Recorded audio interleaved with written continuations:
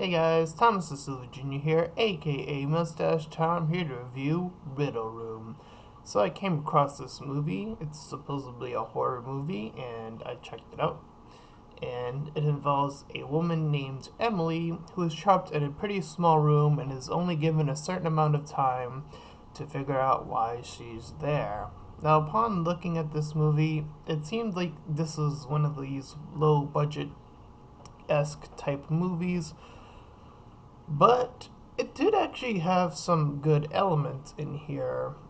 Now, although the movie doesn't really have a lot of scares per se or any at all, this movie does evolve around trying to just figure out why this woman is here.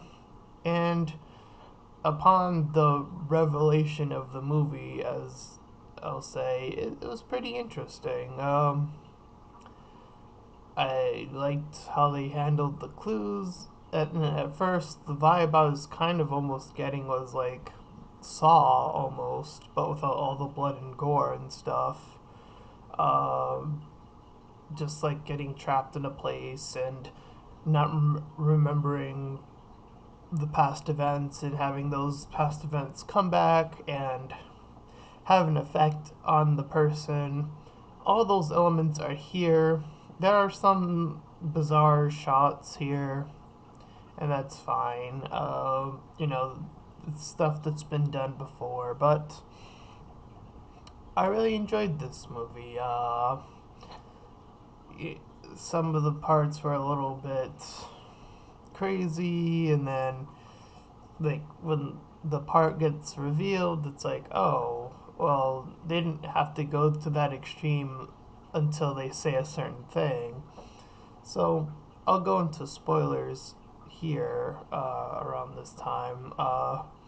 So she is apparently suffering from this case of amnesia, and she only has like that certain time frame that's on the clock until she like sort of resets herself and she goes back to a certain period or a certain date, and she's being trapped there by a doctor who is doing these extreme things to help her. Her family's there, and they're sort of hidden behind this wall. And then her friend is also there, who I guess is also playing a different part. And they're doing all these different things to sort of try to help her figure out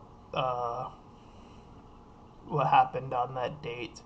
Apparently, she's like helping this other doctor out with some sort of serum to the thing that she was suffering from, and they said that it was so advanced that that's the reason why they put her in the room. So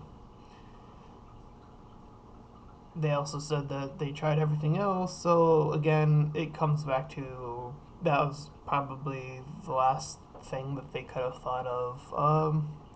So it was a pretty solid movie, and it definitely had its flaws. So at the end of the day, I'm going to give it a 6 out of 10. And again, even though it didn't have a lot of horror elements per se, it was still pretty interesting to watch. I was sort of always intrigued, like, why is she here? Like, it really did a pretty good job of alluding to these puzzle pieces and all these sort of things. The acting was serviceable.